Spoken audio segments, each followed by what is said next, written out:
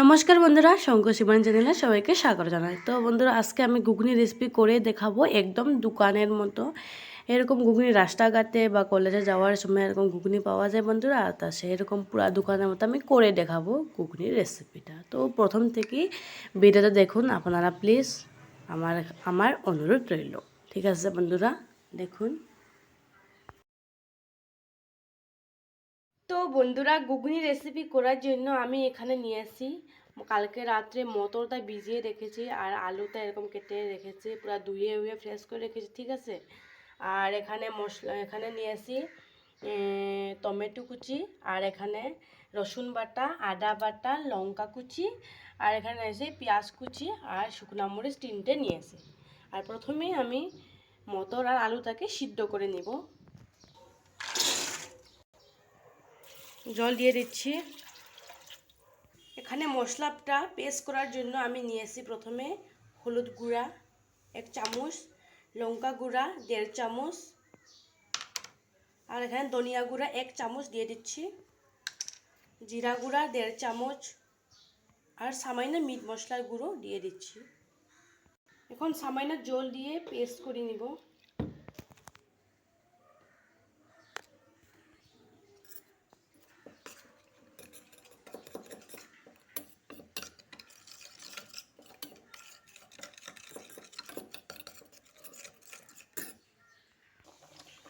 জলটা ফুটে গেছে, এখন দিয়ে দিব লবণ স্বাদ অনুসার।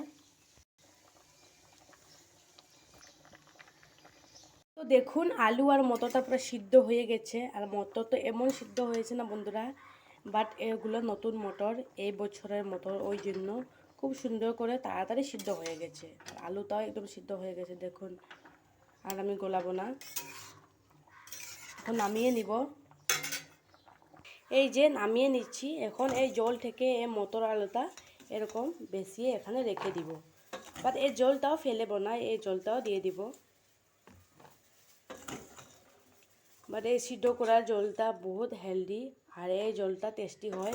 নেক্সটে অন্য জল দেওয়ার স্বাদ আলাদা, আর এই সিদ্ধ জল দেওয়ার স্বাদটা আলাদা, ওর জন্য আমি জলটা ফেলব না। আর এদিকে কড়াইটা গরম হয়ে গেছে, কড়াইয়ে দিয়ে দিচ্ছি তেল। তেল তো গরম হয়ে গেছে, এখন দিয়ে দিচ্ছি 2-3টে পাঁচফোড়ন, তেজপাতা, শুকনো মরিচ, আর এখানে একটা ইলাচ দিয়ে দিচ্ছি।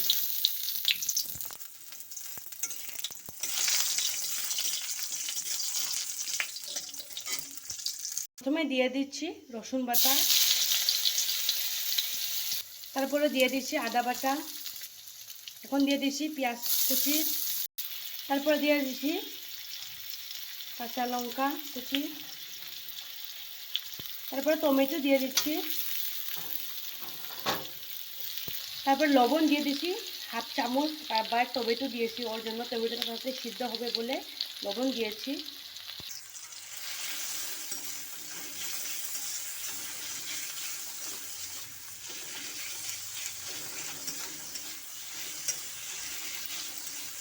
এরকম ভালোভাবে মশলাটাকে কষিয়ে নিব,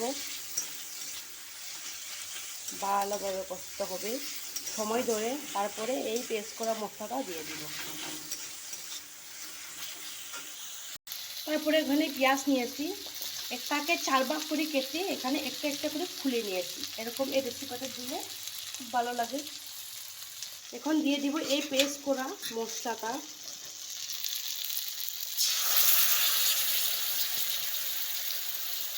এখন এই বাটিটাকে ধুয়ে দিয়ে দিব।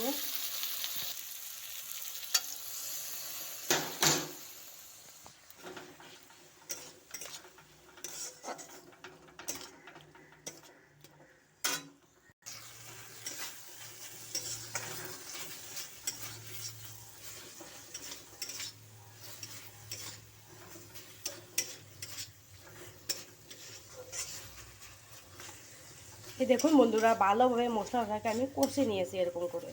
যত ভালোভাবে মশলা কষা হবে এত স্বাদটা বেড়ে যাবে। আর সামান্য চিনি দিয়ে দিচ্ছি কালার সুন্দর হওয়ার জন্য। মশলা তো ভালোভাবে কষা হয়ে গেছে, এখন দিয়ে দেবো সিদ্ধ করা আলু আর মটরশুঁটি।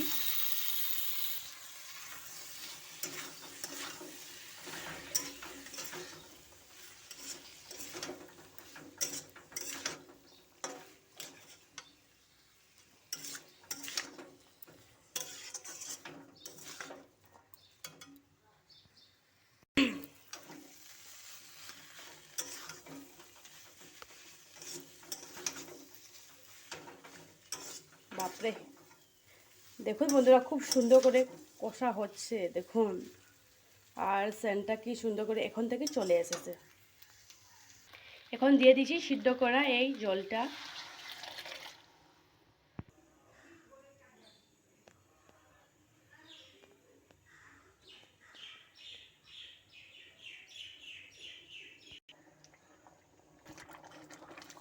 তো দেখুন ঝোলটা পুরা ফুটিয়ে পুরা এতটুকু হয়ে গেছে শুকিয়ে, আর ঘন করব না, এখন নামিয়ে নিব।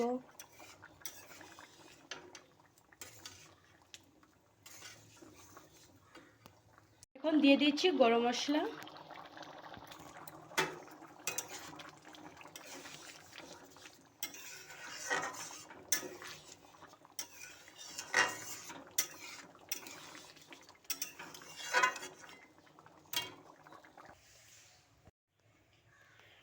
তো এই দেখুন বন্ধুরা, দেখতে পাচ্ছ আপনারা, আমি নামিয়ে নিয়েছি আমার রেসিপিটা, ঘুগনি রেসিপিটা। দেখতে পাচ্ছ কি সুন্দর হয়ে কালারটা এসেছে, আর খেতে তো দারুণ হবো। এখনও আমি খেয়ে কে কে লুপ লেগেছে দেখে প্লিজ কমেন্ট করে বলো।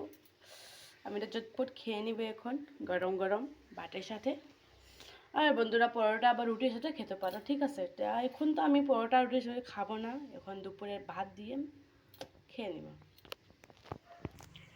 তো আজকে আমার রেসিপিটা কেমন হয়েছে, ভালো লাগলে আপনারা প্লিজ লাইক দিয়ে দিন, আর কেমন হয়েছে কমেন্ট করে বলো। আর যেখান থেকে ভিডিও দেখেছেন তাদেরকে বলে থ্যাংক ইউ সো মাচ। আর যে প্রথমবার ভিডিওটা দেখেছে তাদের এখানে একটাই অনুরোধ, আমার ভিডিওটা দেখে লাইক করে সাবস্ক্রাইব করে দেয় বন্ধুরা। আপনারা ভালো থাকবেন, সুস্থ থাকবেন, ধন্যবাদ। আবার দেখা হবে নেক্সট ভিডিওতে। এরকম ভিডিও পাওয়ার জন্য তো সাবস্ক্রাইব করে রাখে দিন বন্ধুরা প্লিজ। Bye bye.